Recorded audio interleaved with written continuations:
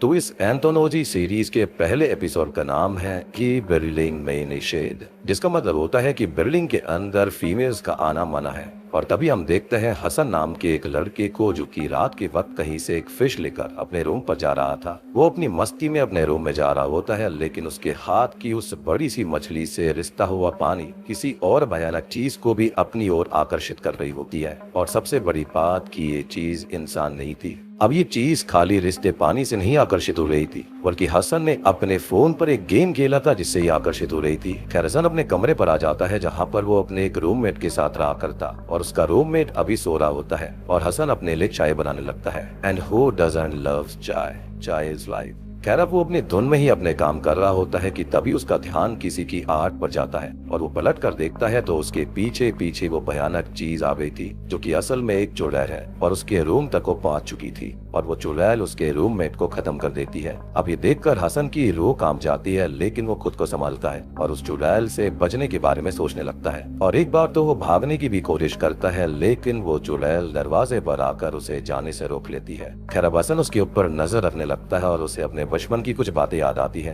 कि अक्सर मछलियों के घर लाने पर चुड़ैलें पीछे पड़ जाती है, और वो समझ जाता है कि चुड़ैल भी ऐसे ही यहाँ आई होगी। अब उसके पास कोई चारा नहीं था और वो चुड़ैल उसकी फेवरेट पेट गोल्ड फिश को मार कर खा जाती है, जिससे उसको एक आइडिया आता है और वो अपनी लाई हुई फिश को भी उसे ऑफर कर देता है। अब वो अपनी उस फिश को काट कर उसे ऐसे ही सर्व कर देता है, लेकिन वो फिश उस चुड़ैल को ऐसे ऑफर नहीं करनी चाहिए थी। इवन खून देखकर वो गुस्से में आ जाती है, जिससे वो बहुत डर जाता है, लेकिन वो चुड़ैल उसे एक और मौका देती है। अब वो उस चुड़ैल के लिए फिश तैयार करने लगता है और अच्छे से मसाले लगाकर पकाने लगता है, और तब तक वो चुड़ैल रूम के अंदर उस रूममेट की बॉडी के साथ खेलने लगती है। अब फिश काटते वक्त हसन की फिंगर पर एक कट लग जाता है और इंसानी खून की महक उस चुड़ैल को अपनी ओर आकर्षित करने लगती है और वो हसन को मारकर उसे ही खाए उससे पहले ही वो अपने खून को छुपाने के लिए उस फिंगर में मसाले लगाने की कोशिश करता है और मिर्ची पाउडर उस पर लगा लेता है। अब इससे वो डिस्ट्रैक्ट हो जाती है और कुछ ही देर के अंदर हसन उस चुड़ैल को फिश फ्राई करके सर्व करता है, जिसको वो चुड़ैल खाने बैठ जाती है।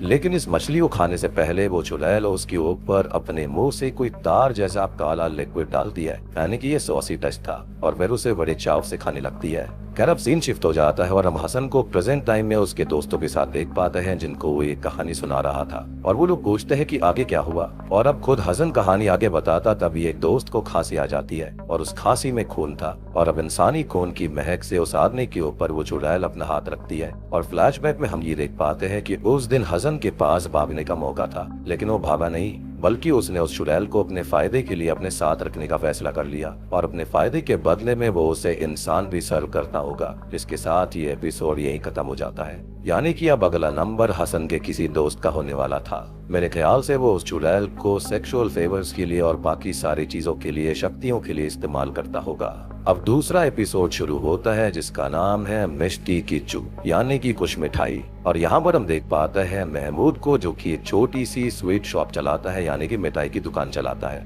महमूद की जिंदगी ठीक ठाक चल रही होती है, जहाँ पर उसकी दुकान भी ठीक ही चल रही थी, और वहीं उसकी पर्सनल जिंदगी उतनी अच्छी नहीं चल रही थी, ठीक ठाक ही थी। असल में उसको एक बहुत ही बड़ी दिक्कत है कि उसकी याददाश्त काफी कमजोर है, जिससे काफी चीजें वो भूल जाता है। इवन शॉप पर क्या चीज कस्टमर को दी, उसने कस्टमर से पैसे लिए या फिर नहीं। साथ ही साथ वो ये तक भूल जाता है कि उसने किसी को कुछ पैसे उधार दिए हैं। अब उसकी बीवी उसकी इस बीमारी से और दुकान के कम चलने से काफी परेशान हो रही थी। और आपको लग रहा होगा कि मैंने यहाँ पर ऐसा क्यों कहा कि उसकी लाइफ ठीक ठाक चल रही थी, क्योंकि ऐसा महमूद का सोचना था, क्योंकि वो अक्सर चीजें भूल जाया करता, जिससे उसको लगता था कि सब कुछ ठीक है। खैर अब उसकी बीवी आकर उसे अक्सर पड़ोस वाली दुकान के बारे में बताती रहती है कि उस दुकान पर एक रात जिन्न आया था और रातों रात दुकान के मालिक की किस्मत पलट गई। उसकी सारी मिठाई बिक कर खत्म होने लगी और वो बहुत पैसे वाला बन गया। और क्या महमूद ने ऐसे किसी जिन्न को देखा है? उसकी दुकान पर वो आता है या फिर नहीं? इस पर वो कहता है कि उसे याद ही नहीं है। अब अगले दिन महमूद दुकान बंद करके सफाई कर रहा होता है कि तभी हम दुकान के शटर को अपने आप ही खुलता हुआ देखते हैं। रेडियो चैनल्स को चेंज होता हुआ नोटिस करते हैं, और अब वहाँ पर हम एक ओल्ड मैन को आता हुआ देख पाते हैं, जो कि पैर से लंगड़ा रहा था और वो मिठाई मांगता है,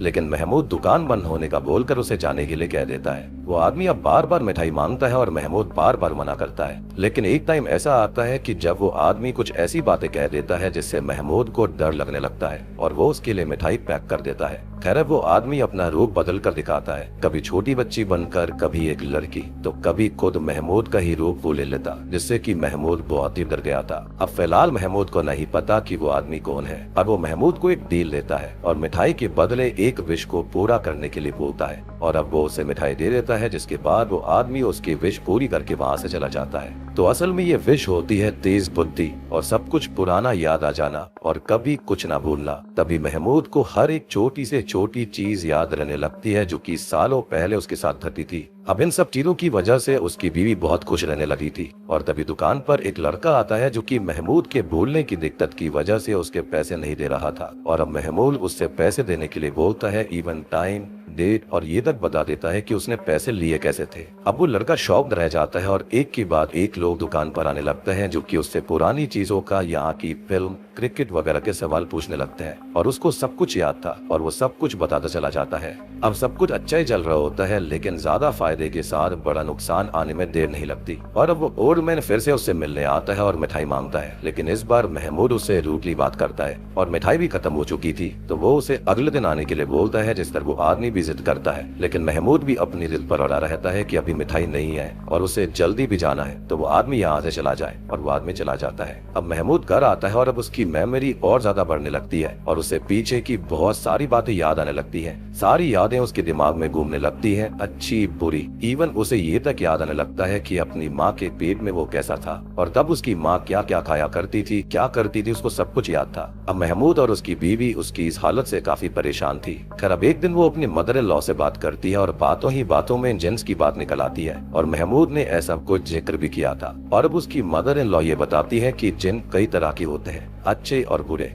लेकिन वो आदमी जो महमूद की दुकान पर आया वो शक्तिशाली था और एक पैर से लंग रहा था, तो वो जिन है, और वो भी सबसे पावरफुल जिन, जिसे हेवन से अर्थ पर फेंक दिया गया था, और तब से वो यहीं पर कैद है। और उस ओल्ड मैन ने भी महमूद को अपने लंगड़ेपन की ऐसी ही कहानी बताई थी कि वो ऊपर से नीचे गिरा, जिससे कि उसका पैर टूट गया था। और ये सब सुनकर महमूद की बीवी डर कर उसे बचाने जाती है, लेकिन अब बहुत देर हो गई थी, क्योंकि मेंटली इल होकर वो खत्म हो जाता है। और एपिसोड के आखिरी सीन में हम उसका फ्यूनरल देखते हैं, जिसके अंदर ढेर सारे लोग आए हुए थे, और यहाँ पर सास बहू यही बात कर रही होती है कि वो लोग कभी ये सब नहीं भूल पाएंगे। तभी उनके पास में बैठा हुआ वो जिन ये बोलता है कि वो भूलने में मदद कर सकता है, यानी कि वो उनको भी नई डील देने वाला था। इसके साथ ये वाला एपिसोड यहीं खत्म हो जाता है। अब तीसरा एपिसोड शुरू होता है, जिसका नाम है लोग के बोले, मीन्स लोग कहते हैं, और उसके अंदर हम देखते हैं एक कपल नकीब और सारा को, जो कि ट्रैकिंग के लिए निकले हुए थे। वो दोनों मस्ती मजाक करते हुए आगे बढ़ते जा रहे होते हैं, और पता नहीं कैसे उनको ये लगने लगता है कि वो शायद भटक चुके हैं। अब सारा किसी काम से नकीब का फोन लेती है, लेकिन वो उसमें कुछ देखकर अपसेट हो जाती है और वो फोन पानी में फेंक कर आगे चली जाती है, और नकीब ये देखकर कुछ समझ नहीं पाता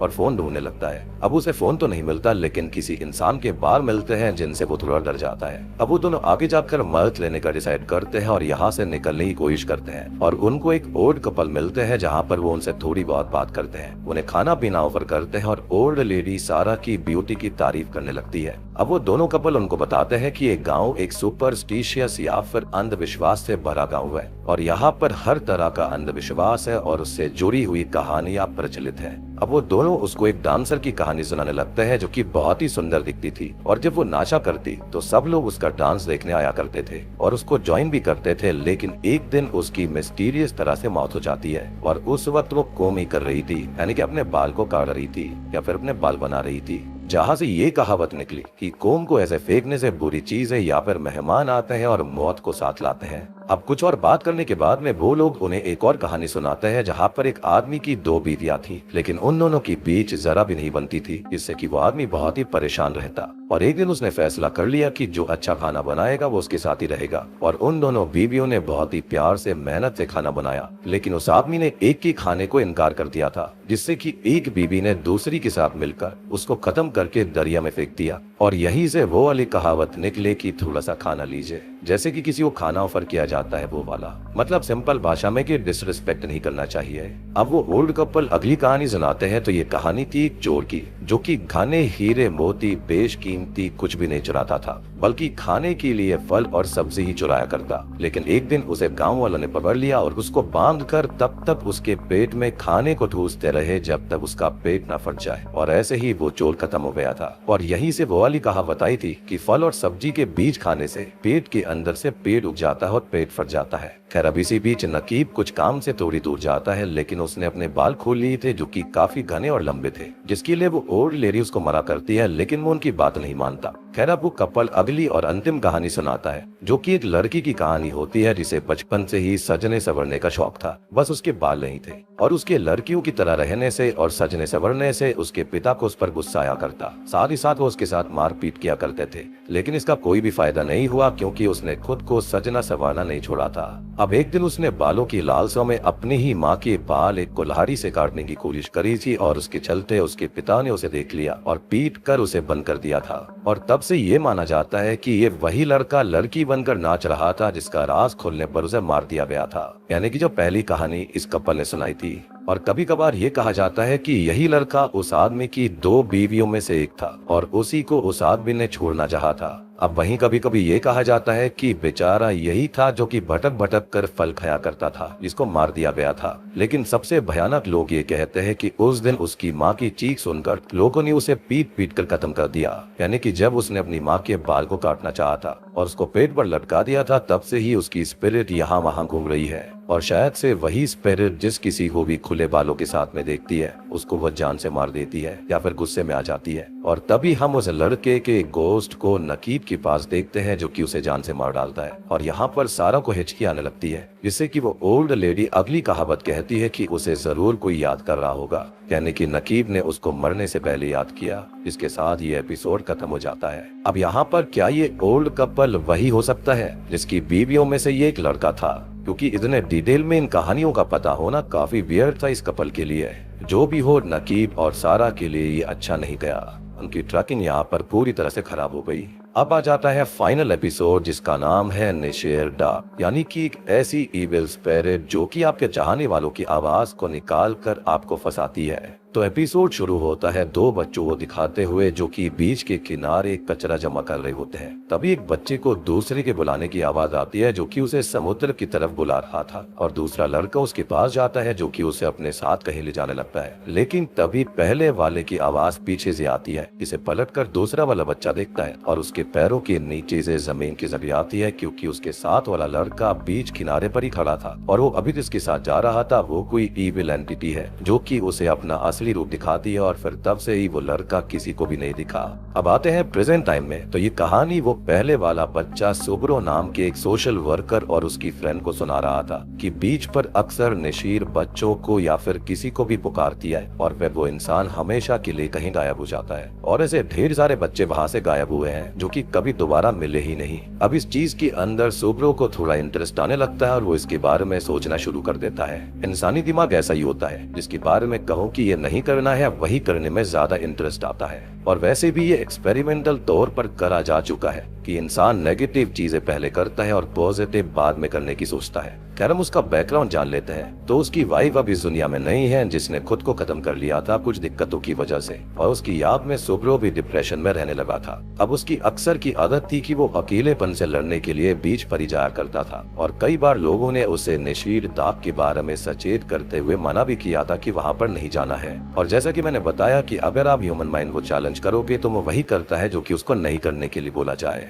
खैर वो नशीर डाक के बारे में और रिसर्च करता है तो उसे कई कहानियां मिलती हैं और जितने मुंह उतनी बातें। तो ये माना जाता है कि नशीर डाक का मतलब यहाँ के बच्चों को बंदी बनाकर दूसरे देश बेचने का काम। लेकिन सभी कहानियों में एक कहानी सबसे कॉमन थी कि नशीर डाक एक एंटिटी है जो कि लोगों को अपने पास बुलाती है और जैसे ही वो उसके पास जाते हैं वो अपने असली रूप में आकर उन्हें अपने साथ उसकी दुनिया में ले जाती है। लेकिन इससे बचने का एक तरीका भी है कि नशीर डाक उन्हें सिर्फ 2 बार बुलाएगी। अगर उन्होंने उसको इग्नोर कर दिया और भाग गए तो वो बच सकते हैं, यानी कि वो उनके परिजनों की आवाज से ही बुलाती है, जिसके चलते वो इजीली पलट कर देख लें। अगर वह इसको अनजान बुलाएगा तो इंसान इग्नोर भी कर सकता है, लेकिन अपने चाहने वालों को इग्नोर नहीं कर पाता। करब सुब्रो अपनी ये रिसर्च अपने दोस्तों को बताता है, लेकिन वो लोग इन चीजों पर यकीन नहीं करते और उससे एविडेंस लाने के लिए बोलते हैं क्योंकि दुनिया के सामने भी वही चलेगा।